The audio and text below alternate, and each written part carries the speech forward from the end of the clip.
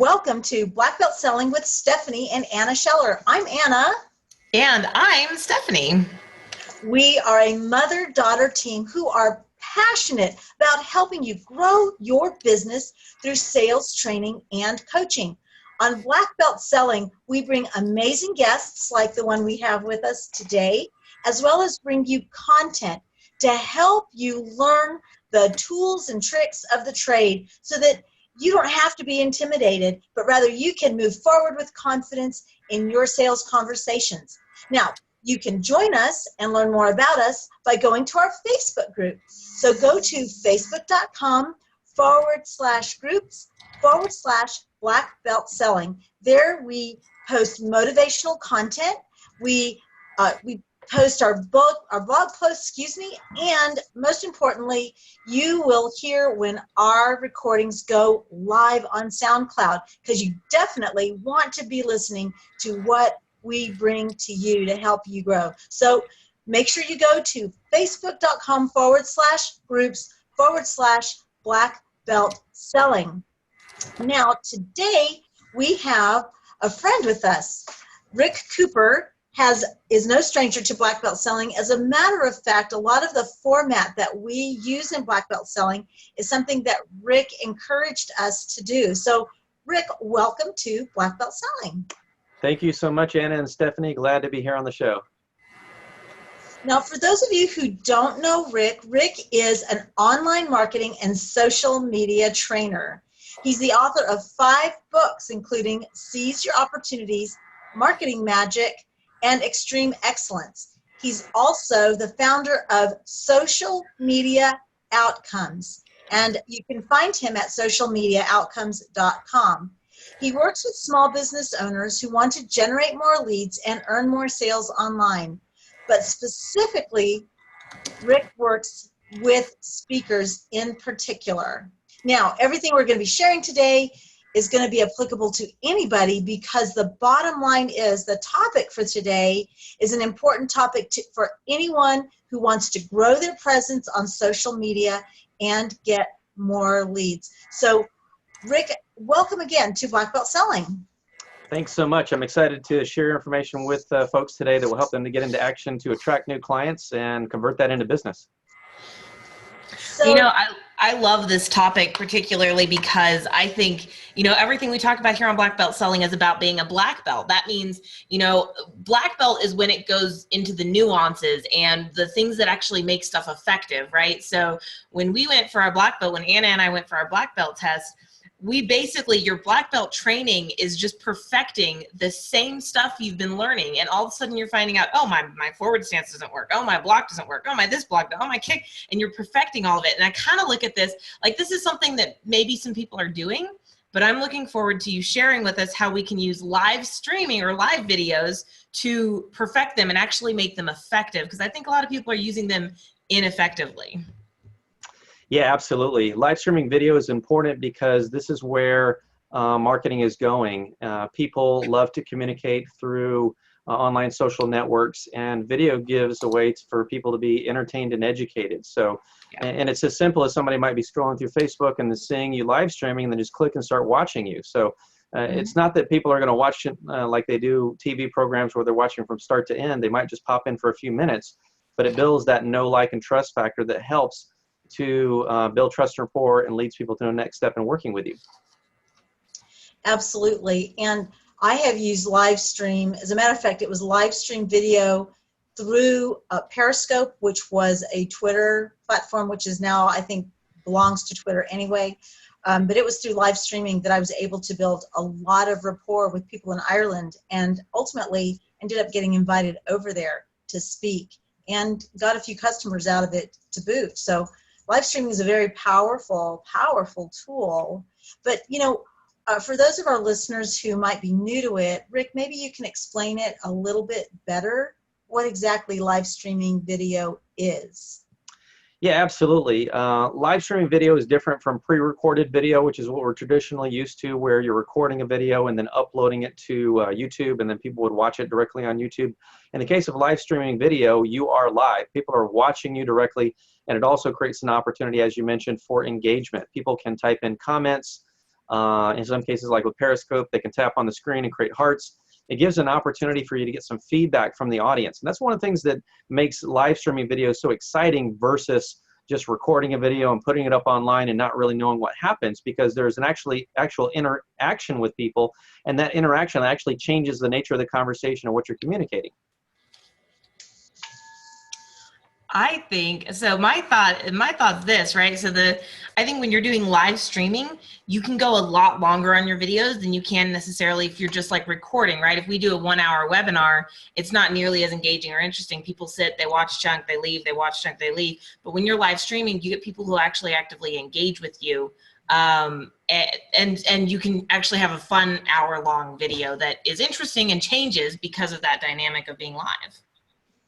Yeah, and one thing to note is live streaming video also works well if you're just broadcasting on your own, but it also works as an interview format, and it can also work for more of a video chat with multiple people. A little bit later, I'll give some examples of different social media sites that provide live streaming and some of the kind of interactions that are possible through live streaming. But there's a little bit of a technology curve in terms of learning how to live stream. But just like any kind of tools that you use online, you're going to have to learn how to use them. And a lot of that learning just comes from experiencing it, trying it directly, seeing what happens, making some adjustments and fine tuning.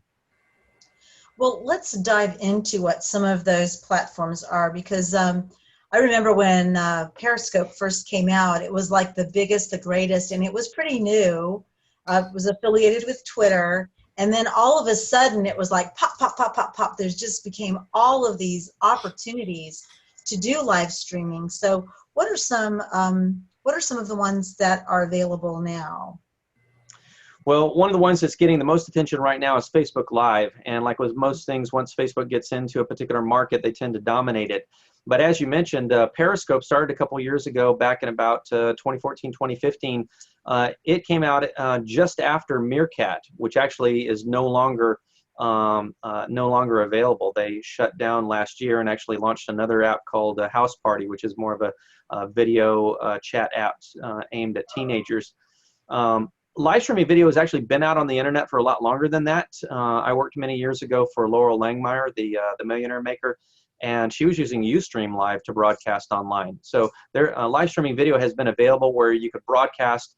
What's different is the incorporation of video into social media networks. So with Periscope, as you mentioned, Twitter actually purchased Periscope, and so in the process of purchasing it, they created a nice interaction to where as you were streaming on Periscope, you could build a network of people, but you could also connect with people out over Twitter. Whereas with Facebook, everything is all integrated into the main site. So Facebook Live is part of Facebook. Another great site is YouTube Live, which incorporates the features of what used to be Google Hangouts, where you could come together with up to 10 people and video live stream. So one of the things that's unique about live streaming apps, you want to take a look and see, is it just you broadcasting, or is there an opportunity for multiple people to appear on the video and for you to have an interaction and conversation? There are different sites that are out there. In fact, one of my favorite sites is no longer available. It shut down too, which was called Blab. And Blab was designed to allow up to 4 people to communicate, which is actually kind of an optimal, ideal number. Like with Google Hangouts, when you get to 10 people, things can start to get a little bit unruly with that many people. 4 just tended to be a nice number, but they shut down after they couldn't get the venture capital funding that they wanted to. But I thought they did really well, and one of the interesting aspects to Blab was it was one of the fastest growing networks there for a while, attracting so many people in and so much interaction and engagement. And so versus like a Periscope where you're just broadcasting with you and then people listening in, with Blab you could actually produce shows and have great conversations with people and do interviews, and so it was a really nice format for that. And I haven't found something similar to that since, although there are some that have tried to take on some of those features. I have found that Crowdcast has some of those features as well. Now I believe Crowdcast is a paid platform, but depending on the cost of your subscription, you can actually also do a Facebook Live while you're also on Crowdcast. So that is another medium that allows interaction, and you can have, I think, up to 4 people on a Crowdcast. So they've kind of taken up the space that Blab was. And actually, Rick, you and I, and Stephanie, I don't know if you know this, but I think, Rick, you introduced me to Blab, and that's where I actually met Samantha. And through that, ended up becoming very active on Twitter, and then ultimately in Ireland. But the live streaming, especially Blab, was phenomenal because it allowed me to interact with people. It allowed people to actually meet with me and learn more about me, and not just see a tweet or not just see a Facebook post or something else. I agree. It's a very, very powerful, powerful tool, especially because nowadays everybody wants to know you before they're going to do business with you. It's not like it used to be even 10 years ago. Yeah. Yeah, that's a great point. And for, whether you're a small business owner, whether you're a network marketer, whether you're a sales professional, building that know, like, and trust factor is important. You need to be visible. You need to be communicating. And if you're doing that, then that's ultimately going to lead to business. You're going to need to have the sales skills, which of course they can learn by, tuning into Black Belt Selling and participating in your trainings. But they need to be out there communicating, be visible, because if you don't, you pretty much can bet that your competitors will be. So this is a question of maintaining a competitive advantage and being out there online. And so you just need to do it. Yeah, I think at this point, anyone who's not live streaming is far behind the ball curve. It's not an option anymore, as far as I can tell, if you're going to be on social media. And really, it's kind of like, having a social media presence is also one of those, like, yeah, you just kind of, if you don't have a Facebook page at this point in day and age, it's kind of like not having a website was 5-10 years ago. Like, everyone was like, well, do you really exist if you don't have a website 5 years ago? Now it's like, well, do you really exist if you don't have a Facebook page? Like, to me, that's what I see. But I'm super curious. So what are your thoughts? I know some people are like, hey, you know what? Like, because I get clients who go, Stephanie, I know I need to do more live streaming, but I'm going to pre-record it and then I'll just post it and I'll get into live streaming. So what are your thoughts? Should they start with the pre-recorded? Should they start with the live streaming? Is there a preference? Is there a benefit to doing it one way or the other? Yeah, great question. I think for somebody who's a little bit nervous about doing video, I would definitely start off doing more pre-recorded videos. One of the reasons why that can slow down the process is there's typically a higher expectation for the quality of video, whether it's the camera that you're using or the audio quality, or adding an intro or outro or other things into it, editing it. And so that often holds people back. So I think when you first get started, I would just record the videos and publish them up on your YouTube channel and get going. And once you've done that on a regular basis, then part of what you want to be is experienced with working with the equipment. You want to be experienced in communicating a message, kind of delivering it succinctly. And then you can add on live streaming, because live streaming is a unique experience. It's not just about getting on there and delivering your content. It is about communicating in a way where you're interacting and engaging, you're welcoming people, you're acknowledging people, calling them by name, which, like on Periscope, everybody has unusual names on there. So you kind of have to read their Periscope handle and figure out what it is. But sometimes you learn their name and can match them up in your mind between the two of them. Facebook is a little bit easier from that standpoint, since it's just people's names. But try out different sites, experiment with it, and you're going to learn. There's a process that you're going to go through, and you're going to learn. You're going to get better. The bar is not that high right now for live streaming, and but the bar will get higher over time, because there will be more of an expectation that you produce more of a show format and have other interesting things that you do. So with technology, always jump in as soon as you can. You don't want to wait until until it's so much more complex and the expectations are so much higher. Just jump in and start participating. Really, when it comes to live streaming, coming across as being an authentic human being is really important. So if you can come across and really relate to people and people relate to you, that can go a long way in terms of building relationships. And the thing that we have to realize is that I think one of the biggest barriers that I had was, one, I always had to get my hair done right, and I felt like I had to have all my makeup on, and of course I know Rob or Rick that's probably not a factor for you getting your makeup on and stuff. But but the other thing is you want to get people to actually look at your live stream. How do you get people to your live stream? So you've made a commitment, you're going to go ahead and do this, makeup or not, and then now you're like, okay, nobody's showing up. How do I get people there? Well, I think one of the things, first of all, is to just be persistent and know that most things take some time. You have to build the skill set to be able to do it effectively. And part of what keeps people coming back is adding value, feeling like they watched your live stream, they got some value, they got educated, they got information, they felt like they connected with you and they wanted to connect with you. And it will encourage them to want to come back in the future. The other thing to remember is that you're not going to have the same kind of commitment level as somebody who's committed to, say, watching a TV show week after week. In the case of live streaming, it's like they could live without seeing you for a couple of weeks and then maybe they'll be back. So oftentimes people think, well, they're not showing up every time, and then feel like they're not reaching their audience. What you have to realize is you've got to build a larger audience so that even if you get only 10% of your audience each time, that you're still reaching a number of people and you have enough people to create engagement.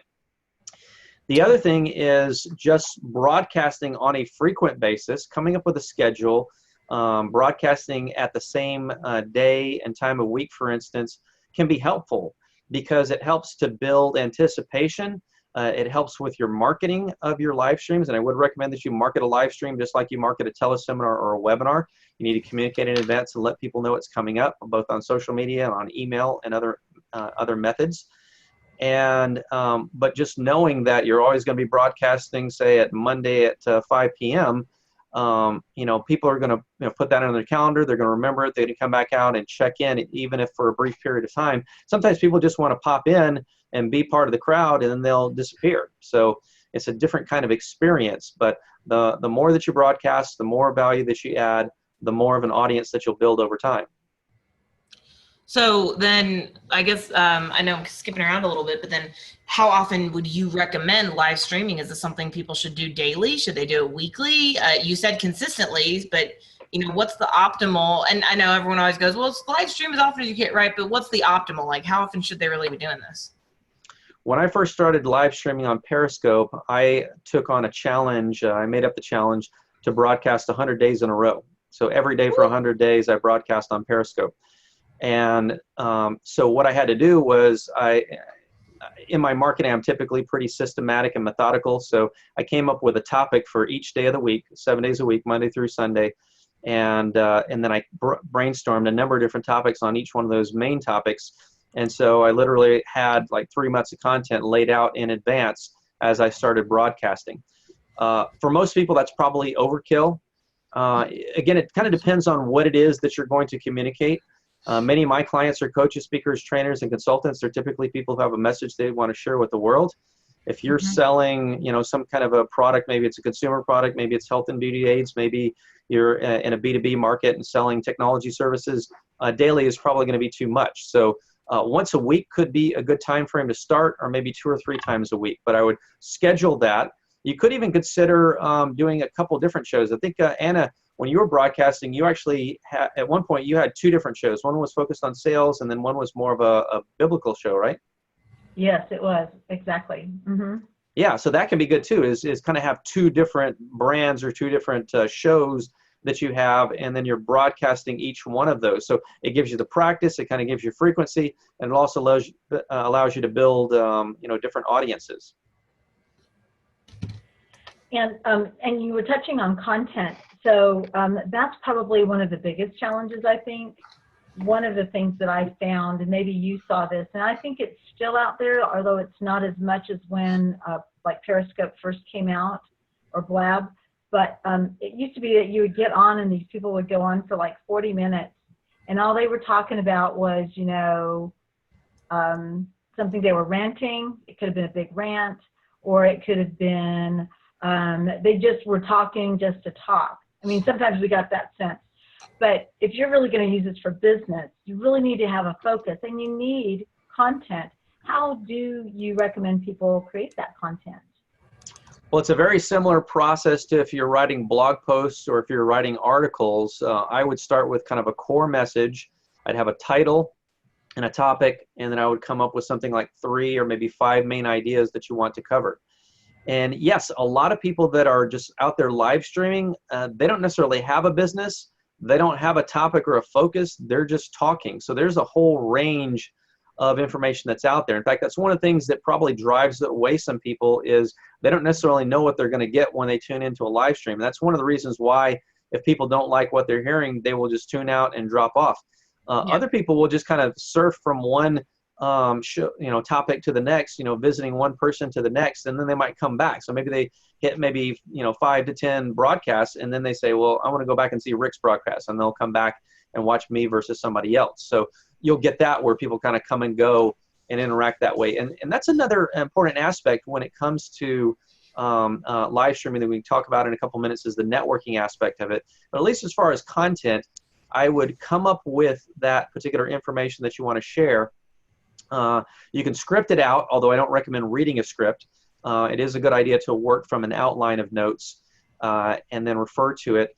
And then you have to build in time for engagement. So it's not only just kind of blurting out all the content, but there are times when you need to kind of pause, check in with people, ask people questions, get them to engage that way, encourage people to, like in the case of Periscope, tap on the screen and give you hearts, which helps create some recognition and authority. And even just acknowledging specific people, or when somebody joins in, if you get enough people who leave and then other new people that come in, it's a good idea to kind of pause and recap the content, because for other people coming in, they may not understand the thread of content. So you have to come back and kind of recap what's been shared and then continue on and sharing information. Do you feel like you risk losing people if you do that recap, or do you make it like, when I think recap, I think like kind of almost start over and kind of give them like basically the whole thing all over again, but you're thinking of more like just a short, like, okay, so what we're talking about today is X, Y, and Z. We've talked about blank, now we're talking about blank. Yeah, exactly. Kind of a short recap where you explain the topic again, maybe talk about why it's an issue, say that you're going to lay out kind of 5 key ideas or 3 key ideas. You've already covered, 1 or 2 of them, and here they are, and then moving right on. So maybe a quick 30-second to minute recap, and then you're on. So I don't think you'll lose a whole lot of people with that. For one, it's nice for the new people tuning in to be able to, kind of get their feet, get their feet grounded in terms of understanding what it is that you're sharing. And even for the other people, it's a good recap, because you have to realize that in a lot of cases, when most people are listening to you, they're not actually hearing you. People are thinking about other things that are going on in their life. They just kind of tune out or zone out. So a good recap helps to bring people back in and reminds them of what you said. And then it also reminds them of the value and encourages them to want to keep listening as well. What would you say is probably a couple of the most common mistakes that people make when it comes to live streaming, and how can they avoid them? Well, first of all, again, when you first start off, you're not going to be at your best, so you can adjust things over time. But some of the issues are having audio or video problems. A lot of live streaming video is done from a cell phone. And, I've watched a lot of live streams where it was somebody, on a walk. They were just walking around and talking, so you get all kinds of background noise going on. There can be lighting issues if they kind of aim the camera up at the sun. Sometimes they've got to adjust something or do this or that or the other. And so that can be very distracting. So going back to what Stephanie mentioned earlier, that can drive off people if there's too much of that. With live streaming, you also have buffering issues where the camera will just kind of pause, and then you'll get kind of the spinning symbol on there. So if that happens too often, people will tune out. In fact, some people will actually go back and watch the recordings, which is another real benefit to live streaming video, is that they're recorded and people can go back and watch those later. Another thing is just not looking professional. As you mentioned, kind of, for women, it's, there's a higher bar there in terms of dressing up and putting on makeup and doing all that. Men, there's fewer expectations or needs there. But certainly you want to do a brief check-in. Like, for me, I do a kind of a brief check-in on my hair because, after a while your hair starts to kind of wig out and flip up and stuff like that. So like a quick check or kind of wet things down will help to ensure that you're good to go. It's always good to have a mirror and check in on that. Another thing is just ignoring your audience and not engaging them.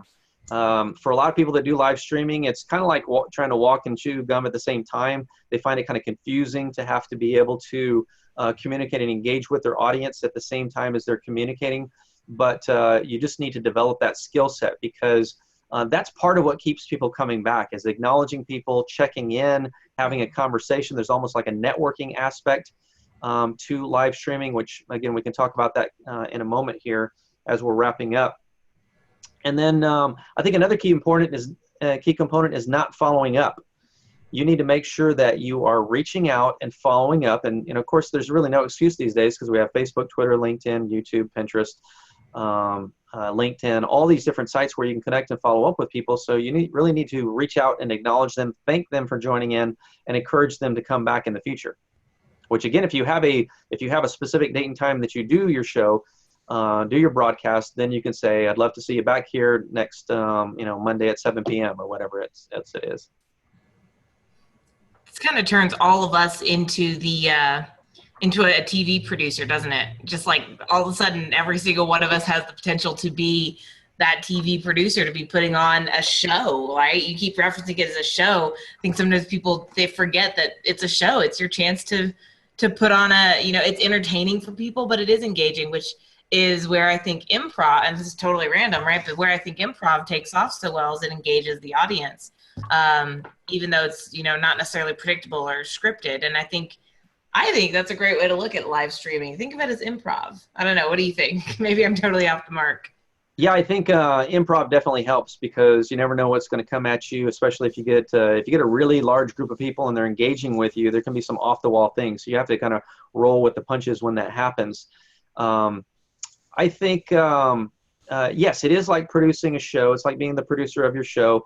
But at the same time, one thing you have to realize is that where live streaming video is really growing is particularly among the young audience, among millennials, because they grew up with technology devices. They grew up with mobile devices. They grew up with social media. So for them, it's just communication. It's another way of talking. Like when I grew up, it was pick up a phone, like a corded phone, hooked to a set, and you pick it up and talk. And that was our primary form of communication. And then we added on email, and we added on other things. But for millennials, they grew up with all these tools, and they jumped in, and they were recording videos on phones. In fact, I was walking along today, and a mother was walking along with had to be about maybe a 2-year-old boy, and the boy had like a little fake phone in his hand, and he kept on holding it up to his head. And kids are trained at a very young age around an association to using technology tools, and so yes, you can look at it as producing a show, and at the same time, you can just look at it as another form of communication and a way to reach out and connect with people, add value, and encourage them to take a next step with you. Absolutely. Well, our time is running short, so a few last words and what resources people can have that you offer to help them maybe take the first step, or to, if they're already live streaming, continue and improve what they're doing. Sure, absolutely. A couple links right off the bat. One, you can visit my website at socialmediaoutcomes.com, which has all of my links. I would also encourage you to follow me directly on Twitter.